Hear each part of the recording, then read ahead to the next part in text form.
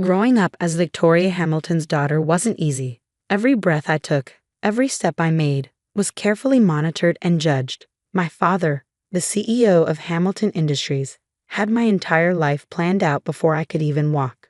"Charlotte, darling," he'd say, adjusting his perfectly pressed Armani suit, "a Hamilton never settles for second best." Our mansion in Beverly Hills stood as a testament to that philosophy. 28 rooms of carefully curated luxury, each one screaming wealth and power. But to me, it felt more like a golden cage than a home. By the time I turned 25, I had followed my father's blueprint perfectly. Harvard Business School graduate, junior executive at Hamilton Industries, and engaged to Bradley Winchester ILI. Heir to Winchester Technologies and my father's handpicked choice for my husband. There was just one small problem. I was desperately, hopelessly in love with someone else. I met James Mitchell on a rainy Tuesday morning when my Ferrari broke down on the way to work. He was the mechanic who came to my rescue, arriving in a beaten-up tow truck with a smile that made my heart skip a beat. "Looks like your timing belt's shot," he said, wiping his hands on his worn jeans. "I can fix it, but it'll take a few hours." Something about his honest brown eyes and the way he explained everything without talking down to me made me agree to wait at his small garage instead of calling an Uber. That decision changed my life forever. Over cups of terrible vending machine coffee, I discovered James wasn't just any mechanic. He'd worked his way through engineering school, graduating top of his class. He could have taken a cushy corporate job, but he loved working with his hands, solving problems, making things better. "Life's too short to spend it doing something just because it looks good on paper," he told me, his eyes twinkling. Those words hit me like a thunderbolt. For the first time, someone had put into words exactly what I'd been feeling all my life. One coffee led to another, then dinner, then stolen moments whenever I could escape my suffocating world. James never asked about my family's wealth, never tried to impress me with fancy restaurants or expensive gifts. Instead, he showed me the joy of simple things: midnight drives along the coast, picnics in hidden parks, and laughter. So much laughter. For 6 months, I lived a double life. Society princess by day, myself by night. But I knew it couldn't last forever. The breaking point came during a charity gala at our mansion. Bradley was droning on about merger strategies to anyone who would listen, while my mother paraded me around like a prized thoroughbred. "Charlotte will be taking over the East Coast operations after the wedding," she'd announced to yet another group of socialites. The Winchesters and Hamiltons. Imagine the possibilities. I felt like I was suffocating. Excusing myself, I fled to the garden, my trembling fingers already dialing James's number.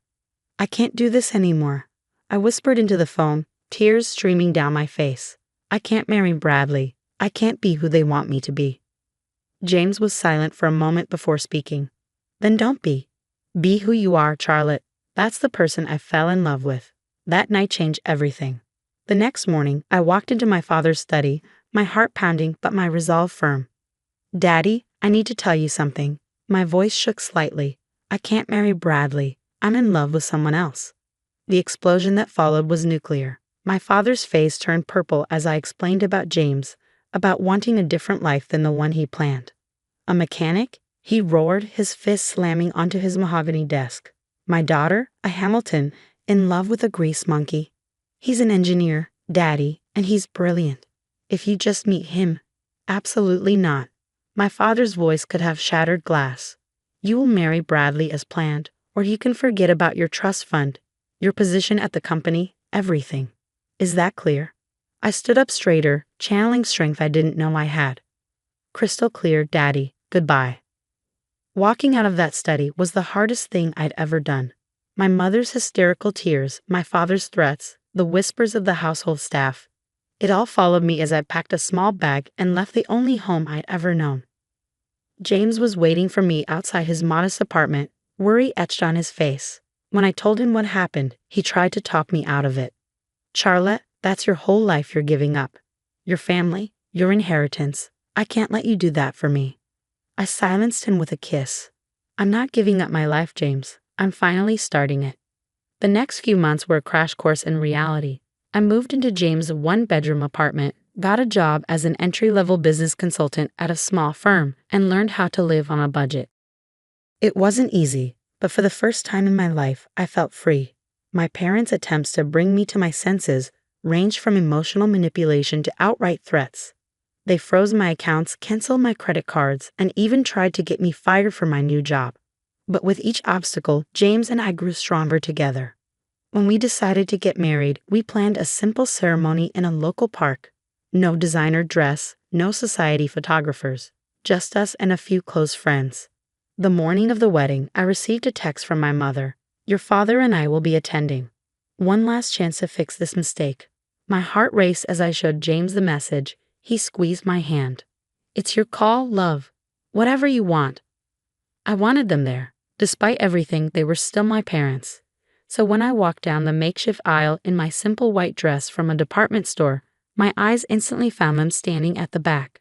My father looked like he'd swallowed something sour, while my mother dabbed at her eyes with a monogrammed handkerchief. Neither moved to join the ceremony.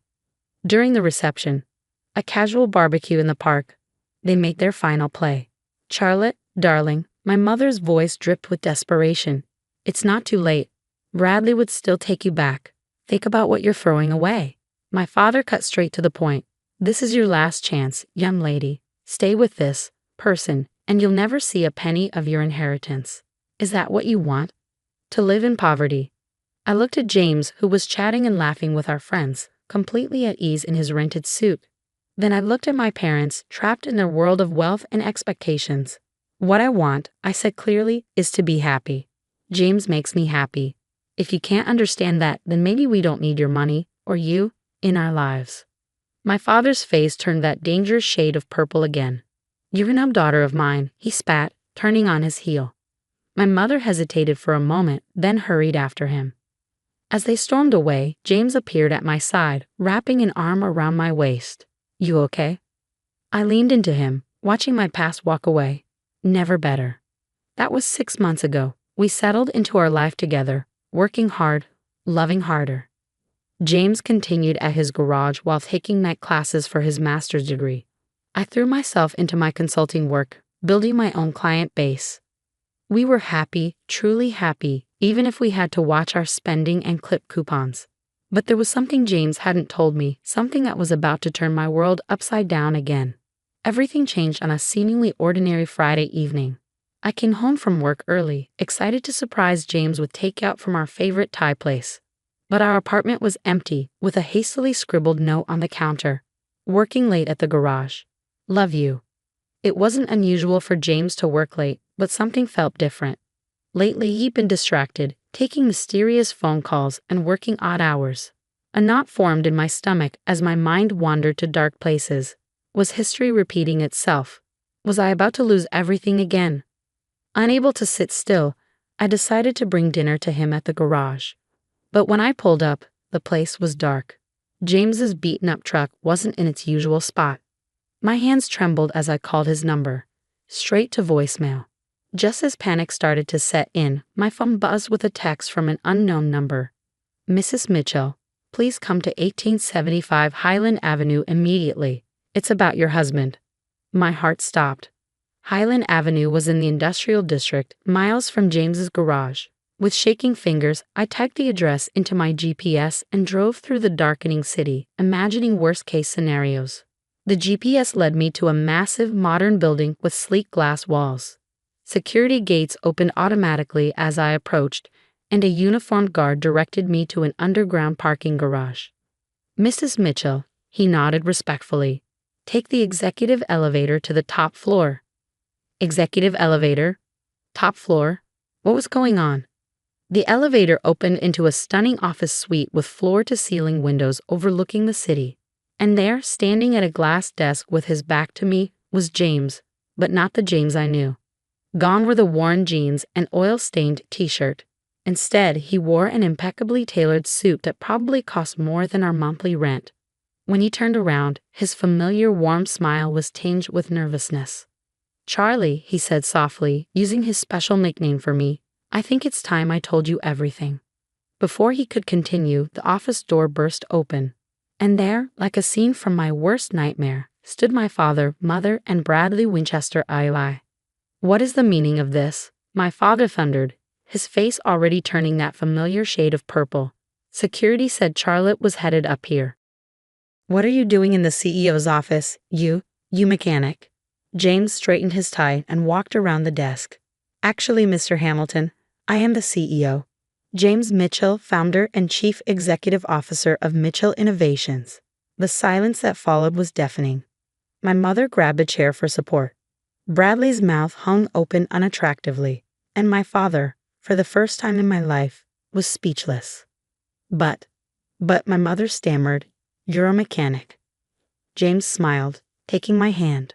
"I own a chain of auto repair shops, yes. It was my first business, started with a loan from my college professor.